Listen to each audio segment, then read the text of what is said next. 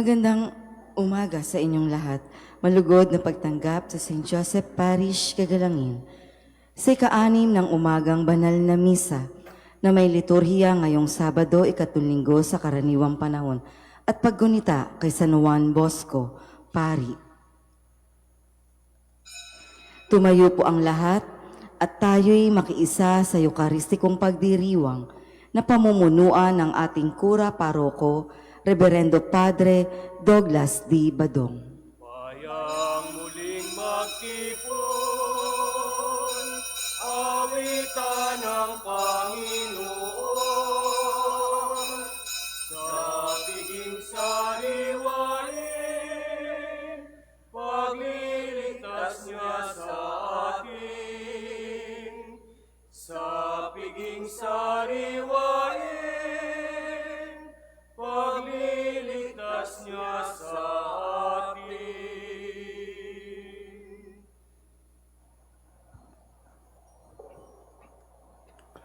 Sa ngalan ng Ama at ng Anak at ng Espiritu Santo, Amen. ang pagpapala ng ating Panginoong Hesus Kristo, ang pag-ibig ng Diyos Ama, at ang makikipagkaisa ng Espiritu Santo naway sa inyong lahat. At sumaiyo rin. Mga kapatid, aminin natin ang ating mga kasalanan upang tayo'y maging marapat gumanap sa banal na pagdiriwang. Inaamin ko sa makapangyarihang Diyos at sa inyo mga kapatid na lubha akong nagkasala sa isip, sa salita at sa gawa at sa aking pagkukulang. Kaya isinasamo ko sa mahal na Birheng Maria, sa lahat ng mga anghel at mga banal, at sa inyo mga kapatid na ako'y panalangin sa Panginoong ating Diyos. Kaawaan tayo ng makapangyarihang Diyos, patawarin tayo sa ating mga kasalanan at patnubayan tayo sa buhay na walang hanggan. Amen. Panginoon, kaawaan mo kami. Panginoon, kaawaan mo kami. Kristo, kaawaan mo kami. Kristo, kaawaan mo kami. Panginoon, kaawaan mo kami. Panginoon, kaawaan mo kami. Manalangin tayo. Ama naming makapangyarihan, inantig mo ang paring si San Juan Bosco upang maging ama at guro ng mga kabataan. Ipagkaloob mo kami madarang ng ningas ng pag-ibig na sa kanya'y nagpaalam, para ang kapwa'y pagmalasakitan at ikaw ay paglingkuran sa pamamagitan ni Jesucristo kasama ng Espiritu Santo magpasawalang hanggan. Amen.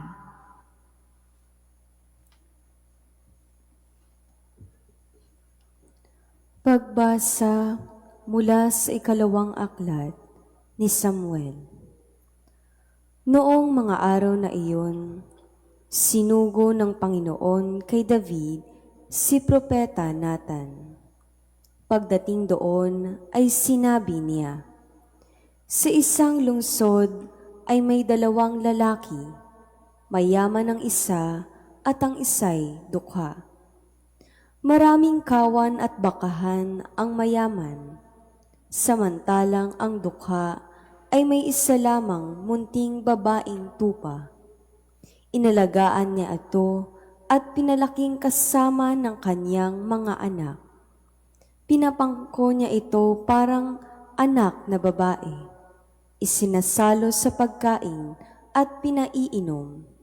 Minsan, may manlalakbay na naging panauhin ang mayamang nabanggit. Sa halip na sa kanyang kawan kumuha ng hayop na papatayin, ang kaisa-isang tupa ng dukhang iyon ang kanyang kinuha. At iyon ang inihanda niya para sa kanyang panauhin. Napasigaw sa galit si David, naririnig tayo ng Panginoon. Ang taong iyo'y dapat na mamatay. Kailangang magbayad siya ng 4 na ibayo sa kanyang ginawa, sapagkat inapi niya ang dukha. Sinabi agad ni Nathan kay David, Kayo ang lalaking iyon. Ito ang sinabi sa inyo ng Panginoon. Yamang ako'y itinakwil mo at kinuha mo ang asawa ni Urias. Tandaan mong laging may mamamatay sa patalim sa iyong sambahayan. Sinabi pa rin ng Panginoon, pagkakagalitin ko ang iyong sambahayan. Sa harapan mo'y ibibigay ko sa iba ang iyong mga asawa at sisipingin sila kahit araw. Ginawa mo ito ng lihim, hayag kitang parurusahan at makikita ng buong Israel. Sinabi ni David kay Nathan, tunay akong nagkasala sa Panginoon. Sumagot si Nathan, kung gayoy pinatatawad ka na niya at hindi ka mamamatay. Gayunman, yamang nilapastangan mo ang Panginoon, ang magiging anak mo ang mamamatay.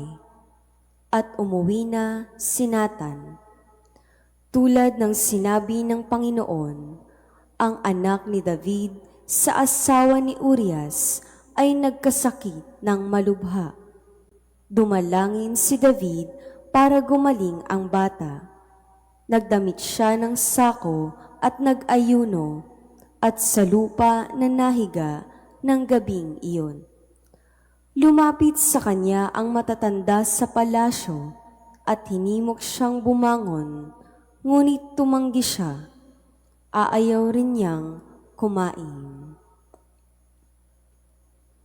Ang salita ng Diyos. Salamat sa Diyos. Diyos ko, sa aking likhain, tapat na puso't loobin. Diyos ko, sa aking likhain, tapat na puso't loobin. Isang pusong tapat sa aking likhain, bigyan mo, O Diyos, ng bagong damdamin. Sa iyong harapay, huwag akong alisin, ang Espiritu mo ang papaghariin. Diyos ko, sa aking likhain, tapat na puso't loobin.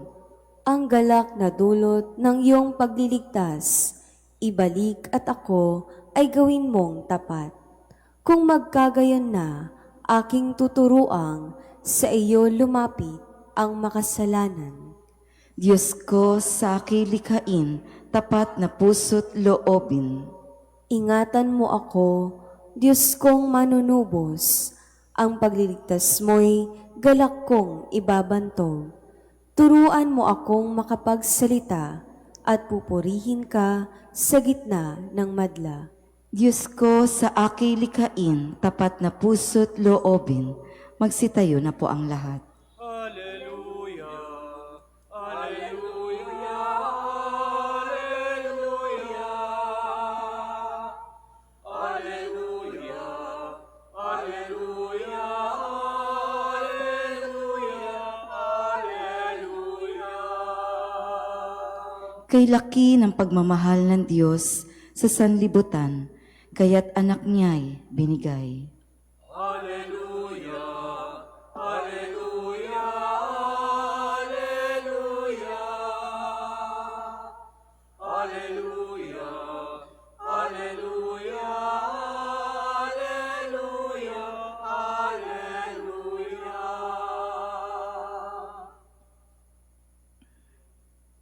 Sumainyo ang Panginoon. At sumaiyo rin. Ang mabuting balita ng Panginoon ayon kay San Marcos. Papuri sa iyo, Panginoon.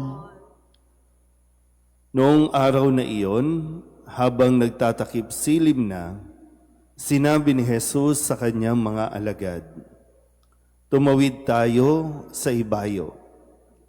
Kaya't iniwan nila ang mga tao at sumakay sa bangkang kinalululanan ni Jesus upang itawid siya. May kasabay pa silang ibang mga bangka.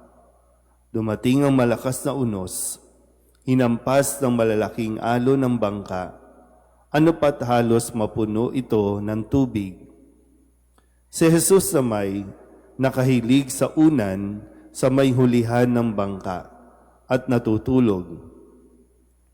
Ginising siya ng mga alagad. Guro, anila, di ba ninyo alintana?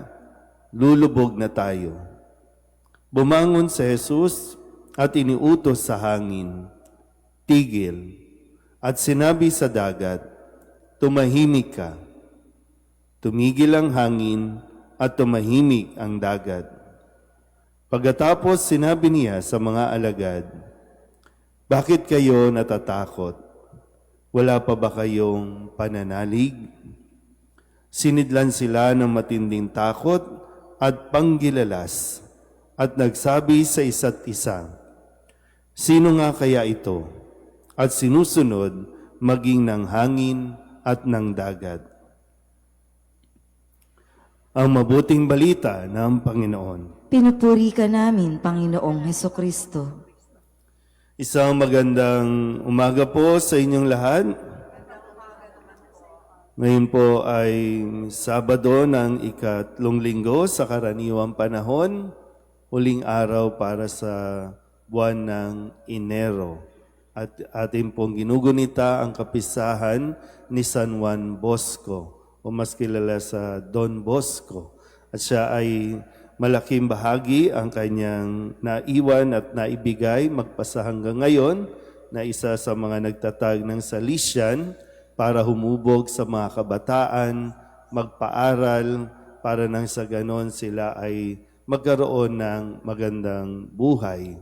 At sa tulong ni San Juan Bosco, atin dinawang maunawaan ang mga mensahe na itinuturo sa atin ni Kristo sa pang-araw-araw nating pakikinig at pagdalo sa misa. At sa linggong ito, atin pong balikan ng ilan sa mga salita na ibinigay sa atin ni Kristo. Nung Lunes, ang sabi ni Kristo, walang makapapasok sa bahay ng isang taong malakas at makakaagaw ng kanyang ari-arian, malibang gapusin muna niya ang taong iyon. Ito yung punto na kung saan ay sinasabihan siya ng mga eskriba na kaya niya nagagawa ang mga bagay na ginagawa niya dahil sa kapangyarihan ng demonyo. So inaakusahan si Jesus na kampon ng demonyo. Pero yun nga po, hindi niya hinayaan na masira ang kanyang loob, panghinaan siya dahil lamang sa mga hindi magagandang paratang sa kanya. Kaya kailangan matibay ang ating kalooban at ang nagpapatibay niyan ay yung mga salita ng Diyos na talagang nanunuot sa ating puso't isipan. At nung Martes, ang sinabi din, nung siya ay sinabihan na naroroon ang kanyang ina at mga kapatid, muli pinaalala niya na sapagkat ang sinumang tumatalima sa kalooban ng Diyos ay siya kong ina at mga kapatid. Nung Miyerkules, ang sabi ni Kristo, pinakikinggan nila at tinatanggap ang salita at sila'y nagsisipamunga, may tig-30, may tig-60 at may tig-100. So yung pakikinig natin, kailangan din makita kung nagmamature ba tayo. At yung maturity natin, nakikita din sa resulta kung paano tayo nakikitungo, nakikipagkapwa-tao. Nagbubunga ba? Nakaka-influence ba tayo? Nakaka-invite ba tayo ng mga taong mapalapit din sa Diyos? O baka hanggang ngayon, tayo pa rin, ikaw pa rin. So, hindi nang inaasahan sa atin na magbunga ang ating pong pakikinig. Nung Huwebes, ang sabi ni Kristo, unawain ninyong mabuti ang inyong naririnig. Unawain. Yun nga lang, problema natin, may problema nga tayo sa pag-absorb. Minsan nakaupo tayo, nasa misa, pero walang pumapasok sa atin. Nananalo ang demonyo na wala tayong maalala para bang pag dito, okay, paglabas natin ng pinto, wala na naman tayong maalala. Dahil nagkukulang nga tayo sa pakikinig. At sabi ni Kristo, mahalaga, inuunawa ng mabuti. Kahapon, Biyernes, muli isang talinghaga ang kanyang itinuro at ang sabi nga, gumagamit siya ng talinghaga. Ang salita'y ipinangangaral ni Jesus sa kanila sa pamamagitan ng maraming talinghaga ayon sa makakaya ng kanilang pangunawa. Ayon sa ating pangunawa. At ngayon, sa karanasan ng mga alagad na sila'y hinahampas ng hangin at malalakas na alon, sa takot nila na lumapit kay Jesus at sabi ni Kristo, bakit kayo natatakot? Wala pa ba kayong pananalig? Kaya mahalaga po yung pakikinig natin ng mga salita na ibinibigay ni Kristo, na si Kristo din mismo, dahil ito yung magpapatibay ng ating pananalig. Kaya kung titinan niyo po, sabi sa ating kwento, inanyayahan ni Jesus na tumawid sila sa kabilang ibayo. Kasama nila si Kristo.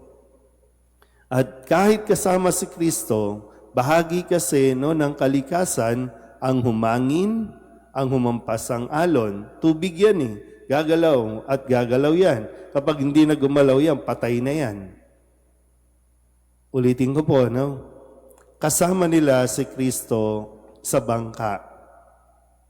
Nakukuha po ba? Kasama nila si Kristo.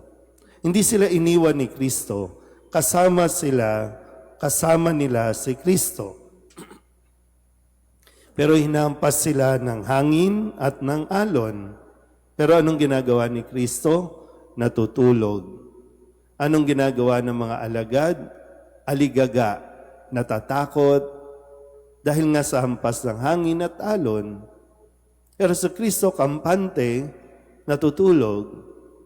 Na para bang magandang mapagnilayan natin, may mga pangyayari sa buhay natin na hindi natin kontrolado, hindi natin makukontrol. Bagamat sa kapangyarihan ng Diyos, kayang-kaya niya. Kaya nga nasabihin lang niyang tumigil, tumahimik, umayos ang alon at ang hangin. Pero yung maganda na sana po, minsan may mga problema kasi na akala natin, mga unos ng buhay natin, agad-agad masusolusyonan.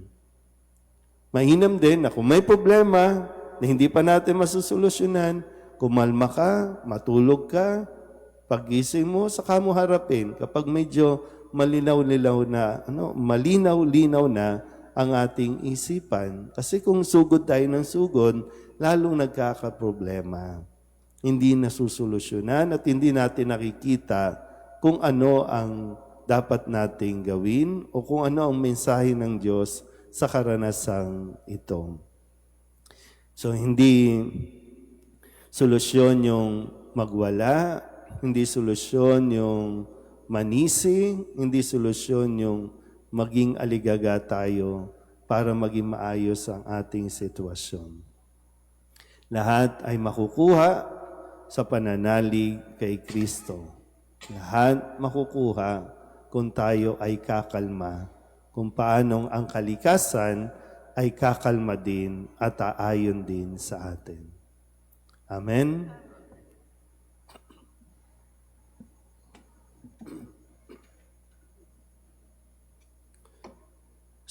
Sinusunod maging ng hangin at alon ang anak ng Diyos. Mulat sa katotohanan ito, manalangin tayo ng may pagtitiwala para sa kapayapaan sa napakagulong daigdig. Ang ating pong itutugon, Panginoon, paghupain mo ang mga unos sa aming buhay. Panginoon, paghupain mo ang mga unos sa aming buhay. Ang ating simbahan, naway gabayan ng Panginoon, lalo na sa malalaking alon ng pagsubok na nagbabantang sumakop dito. Manalangin tayo sa Panginoon. Panginoon, paghupain mo ang mga unos sa aming buhay. Ang mga pinuno ng mga nagkakagulong bansa, naway walang hinawang maglingkod para sa kapayapaan at katarungan. Manalangin tayo sa Panginoon. Panginoon, paghupain mo ang mga unos sa aming buhay. Ang mga mandaragat, namamalakaya at lahat ng may kabuhayan sa karagatan, naway mapanatili sila sa kaligtasan sa pamamagitan ni Maria, ang tala ng karagatan. Manalangin tayo sa Panginoon. Panginoon, paghupain mo ang mga unos sa aming buhay. Ang mga may kapansanan at yaong mga may pabalik-balik na karamdaman, naway makatagpo ng kapayapaan sa mapagpagaling na kapangyarihan ni Kristo. Manalangin tayo sa Panginoon. Panginoon, paghupain mo ang mga unos sa aming buhay. Ang mga yumao, naway maranasan nila ang walang hanggang kapayapaan ni Kristo. Manalangin tayo sa Panginoon. Panginoon, paghupain mo ang mga unos sa aming buhay. Idulog din natin sa Panginoon ang ating mga personal na kahilingan at mga panalangin para sa ating mga pamilya, kasama din ang mga kahilingan ng mga nanonood sa online. Lahat ng mga misang pasasalamat, special na intensyon, agarang paggaling ng mga may sakit, at ang lahat ng mga kaluluwa na inihiling na ipagdasal sa misang ito.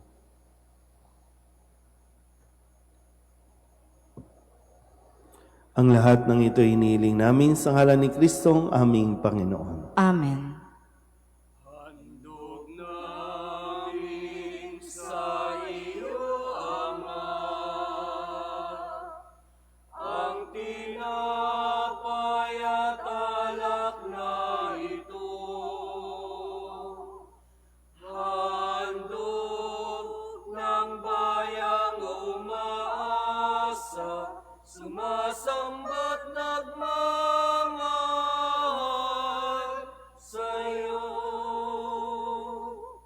Handog namin sa iyo, Ama, ang tinapay at alak na ito. Handog ng bayang umaasa, sumasamba't nagmamahal sa'yo. Manalangin kayo mga kapatid upang paghahain natin ay kalugdan ng Diyos Amang makapangyarihan.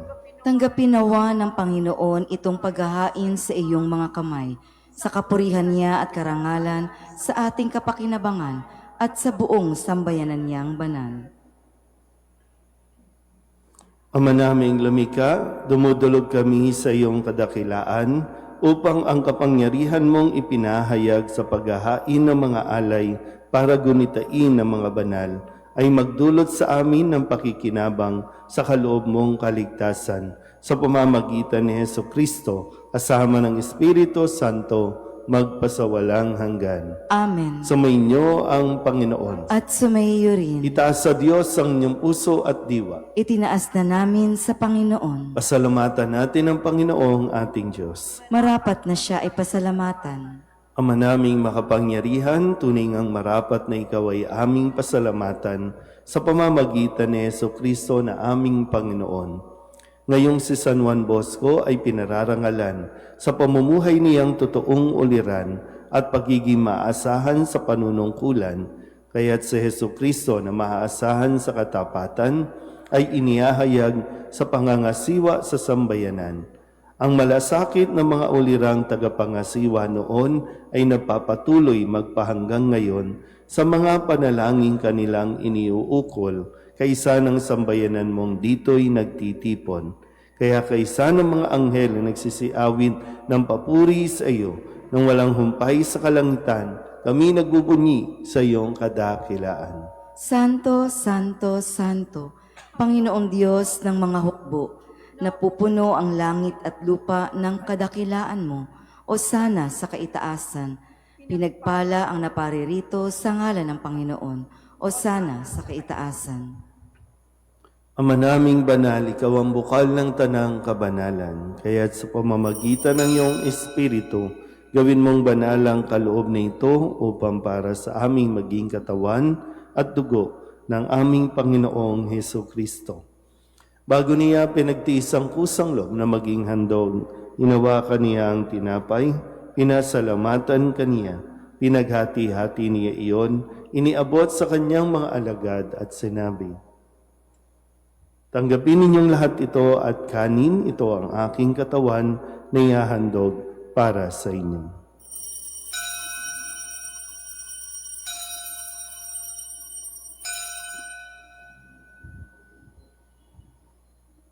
Gayun din naman, nang matapos ang hapunan, inawakan niya ang kalis, muli kaniyang pinasalamatan, iniabot niya ang kalis sa kanyang mga alagad at sinabi, "Tanggapin ninyong lahat ito at inumin.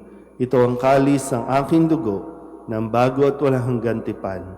Ang aking dugo na ibubuhos para sa inyo at para sa lahat sa ikapagpapatawad ng mga kasalanan. Gawin ninyo ito sa pag-alaala sa akin."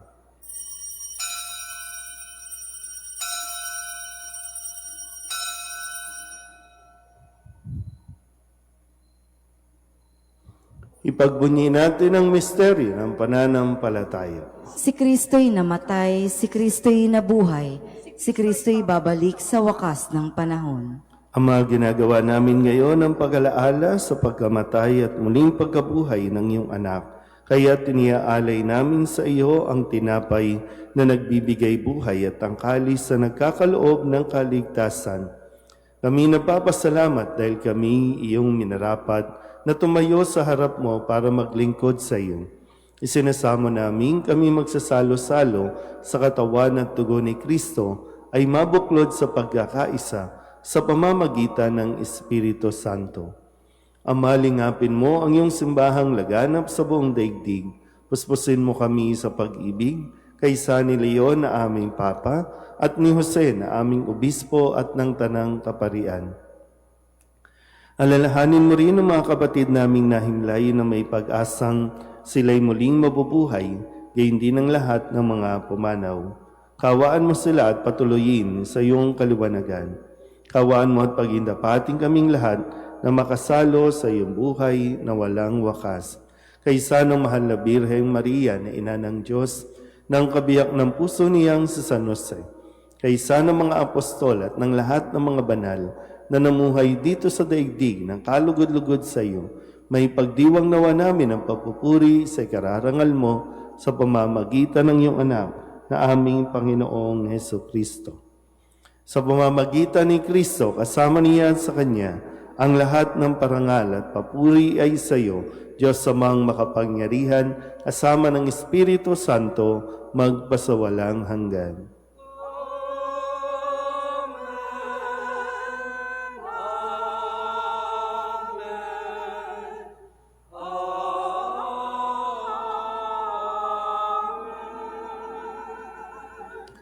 Sa tagubilin naman nakagagaling na utos at turo ni Jesus sa Panginoon natin at Diyos, ipahayag natin ng lakas loob. Ama namin, sumasalangit ka, sambahin ang ngalan mo. Mapasa amin ang kaharian mo, sundin ang loob mo, dito sa lupa para nang sa langit. Bigyan mo kami ngayon ng aming kakanin sa araw-araw, at patawarin mo kami sa aming mga sala, para nang pagpapatawad namin sa nagkakasala sa amin, at huwag mo kaming ipahintulot sa tukso, at iadya mo kami sa lahat ng masama.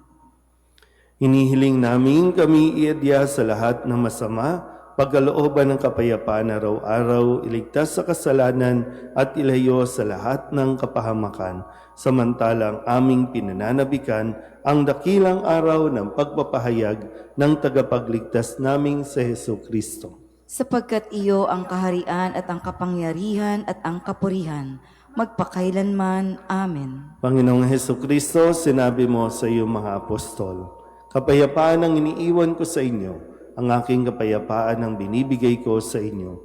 Tunghayan mo ang aming pananampalataya at huwag ang aming mga pagkakasala.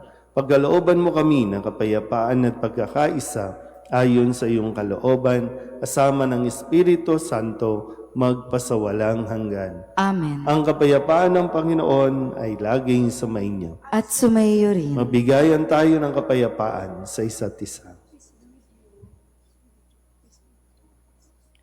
Kordero ng Diyos na nag-aalis ng mga kasalanan ng sanlibutan, maawa ka sa amin. Kordero ng Diyos na nag-aalis ng mga kasalanan ng sanlibutan, maawa ka sa amin. Kordero ng Diyos na nag-aalis ng mga kasalanan ng sanlibutan, ipagkaloob mo sa amin ang kapayapaan.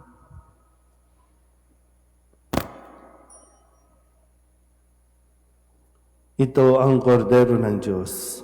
Ito ang nag-aalis ng kasalanan ng sanlibutan. Mapalad ang mga inaanyayahan sa kanyang piging. Panginoon, hindi ako karapat-dapat na magpatuloy sa iyo, ngunit sa isang salita mo lamang ay gagaling na ako.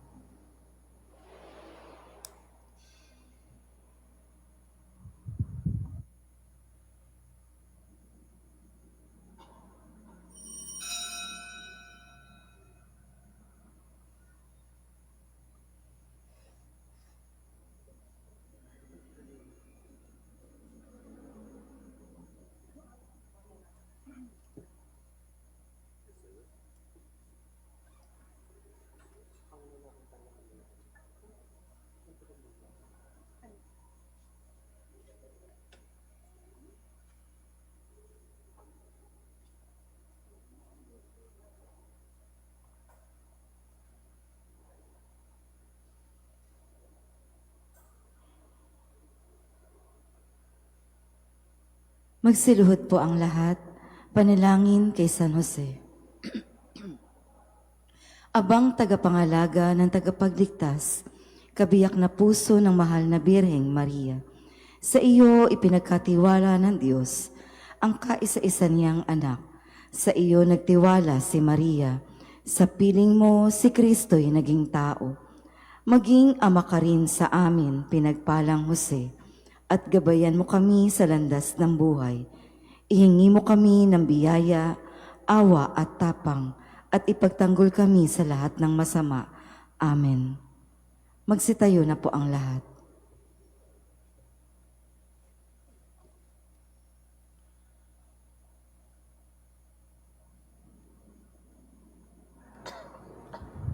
Manalangin tayo.